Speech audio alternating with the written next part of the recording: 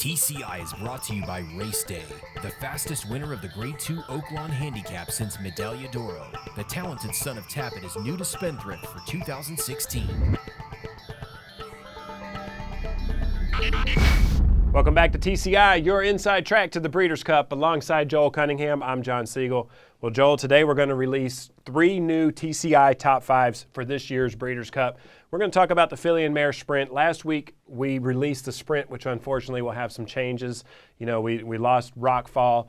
It was an unfortunate situation there at Keeneland, so we'll have to make some adjustments to the Breeders' Cup Sprint. But today we're going to talk about the Fillies. Let's talk about the Filly Mare Sprint.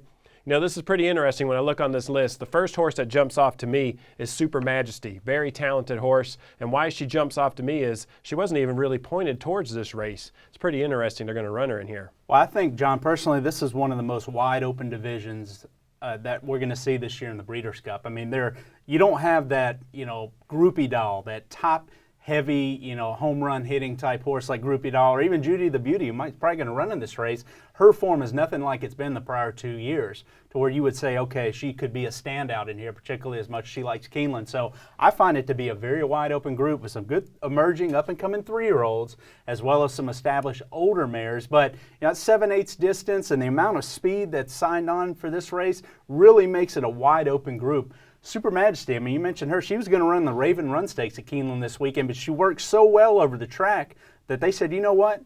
We're going to take a shot at the big race. Hold off for a few weeks, take a shot against older mares. She's a filly that personally I would have liked to have seen earlier this year at Saratoga, where I think she could have been a Grade 1 type filly, and they played it slow. They tried to stretch her out around 2 turns. She is by Super Saver. But ever since she's been back around 1 turn, she's undefeated around 1 turn, John. If you go back and look at that allowance win and her maiden win in California, just dominant performances. She ran fast, looked good doing it. And then she went to Churchill, last time out in the Dogwood, set a pretty good pace. Closers made a run at her in that race, but she was just much the best all alone at the wire. And I just had that feeling that she's that up and coming. I mean, I almost had her at number 1 in here. Wow. I thought about it very closely just because, again, I'm thinking out of the box in this division. I think it's a wide open group. And when I look at the pace in this race, John, I think it's going to be a torrid pace. I mean, you have horses that are just crack sprinters, live or died. Good 6.5 furlong sprinter has one way to go to the lead. Stone Tastic's another one. I mean, I think right now if you had asked me who the best Filly Mare sprinter in the country is, I'd say it's Stone Tastic. This filly here, John, her win last time out against Allowance Company was just an awesome performance. Got a 109 buyer in there. The filly, it was way back, 15 lengths back or whatever, came back and won at Keeneland the other day. I just don't know if Stone Tastic's going to want to like 7 furlongs. I mean, she might be more of a 6.5 furlong horse that has to have it her own way, but she's going to have to fight Terrace on the lead. She's going to have to fight, Live or Dodd, who definitely is very quick. So again, pace is going to make this race like it does every race, but to me, this is such a good group of fillies and mares, both young and old, to me, that it's a wide open division, and that's kind of why I had a hard time putting the top 5 together in terms of the order, and that's why I came with it. Artemis Agriterra hasn't even run this year. She's working well, but she hasn't even run this year, but I think at 7/8, she deserves to be on the top 5 as an older mare and a Grade 1 winner. Terrace, filly that loves Keeneland, had a wide trip in the LA Woman last time out. I think she can run better than that, John, but, again, her form hasn't been as good. And Cavorting's a 3-year-old filly.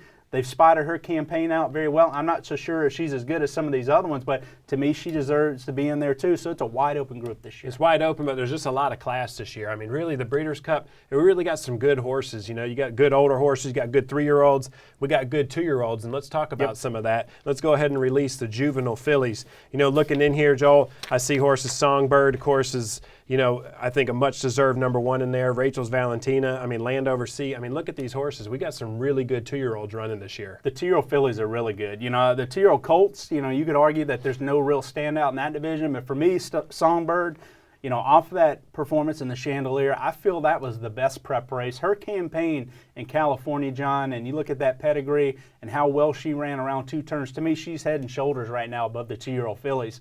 And, I mean, that's saying something because Rachel's Valentina, I mean, look at the hype that's followed her, Grade 1 winner. The thing I don't like about Rachel's Valentina as much, John, is that, she's a lighter-made filly. They decided to skip the frisette. I didn't think that was a characteristic move from, that you see out of Todd Pletcher and train right up to this race. So a little concern about Rachel's Valentina. you know, in terms of if she's quite as good as Songbird right now, but definitely deserving of the number 2 spot. And I even think, you know, you look at the Doug O'Neill fillies at 3 and 4, Landover C ran a good runner-up performance. You know, it was a 2-term filly, was a very good runner-up in the Chandelier, in my opinion. Should like maybe a more fair surface at Keeneland where she can, you know, launch that bid from off the pace, and maybe there's going to be other pace presence to go with Songbird here to soften her up. So Landover C, I think, is a live outsider, and from what I hear from that O'Neill barn, they've liked Landover C better than Gomo. And Gomo's a grade 1 winner at Keeneland, obviously won the Alcibiades very impressively. And then the Tappet filly, Tap To It, very competitive over there in New York with Rachel's Valentina. A lot of pedigree there. They've also elected to train her up to this. So to me, that's 5 good fillies right there, John, but I definitely think Songbird is a deserving number 1. All right, well, let's talk a little bit about the juvenile colts then. You know, it's interesting when I look at your list here, you see Nyquist in at number 5. I mean, this horse has already won 2 grade 1s this year, and you got him in at number 5.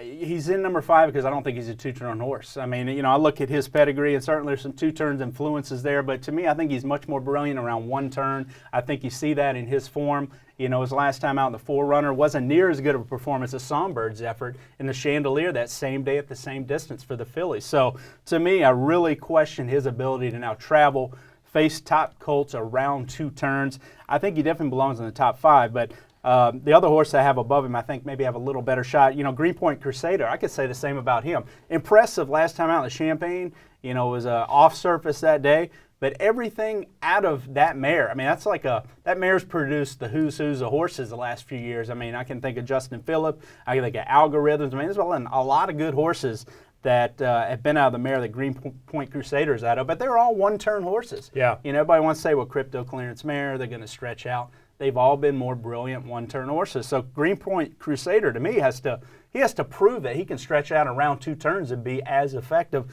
That's the reason that he's not in the top 3. I do think Stick Stately Dude is a dangerous horse. I think he's better than his 4th place performance, where he's kind of even last time out in the Breeders' Futurity, to where, you know, I think he needed that race. You know, he got a little sick before the Hopeful. They had to skip that and train up to this race. Brody's Cause obviously won the Breeders' Futurity. He's probably going to be your favorite now, John, off the fact that he's got back-to-back wins, very impressive off-the-pace performance.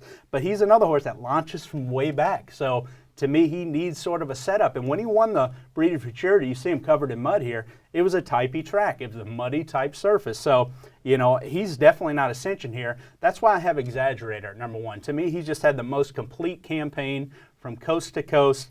You know, certainly a pedigree that 2 turns shouldn't be an issue. I thought he ran pretty well last time out. May have even needed, you know, coming off a small layoff, may have needed that race in the Breeders' Futurity when he was second in there to Brody's Cause. So I clearly think that local prep race around 2 turns is going to be the race that, if you look at my top 3, that your Breeders' Cup Juvenile winner should come out of this year. You know, we've been doing this show long enough. I'm going to put you on the spot here. Do you remember with Uncle Mo when he was running in here? I can't remember if you said that you were worried about his pedigree or not, that he would be a 2-turn horse. I can't remember if you thought Uncle Mo would win the Breeders' Cup Juvenile. You know, Uncle Mo was having an arch mare, and he was so superior to his rivals. You know, I mean, I remember even the Boys at Toscanova was getting a lot of hype then from the Dick Dutrow barn, and did run second in there. But Uncle Mo was so superior over his rivals. I can't recall. I want to say I bet somebody else that day, John, but I certainly didn't leave Uncle Mo off any tickets because he was so superior to his rivals in that crop. I don't see that colt this year. I can't certainly put Nyquist in that spot. I can't say Brody's Cause is in that spot yet. So to me, it's a fairly wide open group. So I think the Juvenile will be a good race, and it'll be a tactical race. All right, thank you, Joel, and thank you guys for watching. Make sure you come back next week. We'll have a few more TCI top 5s for you.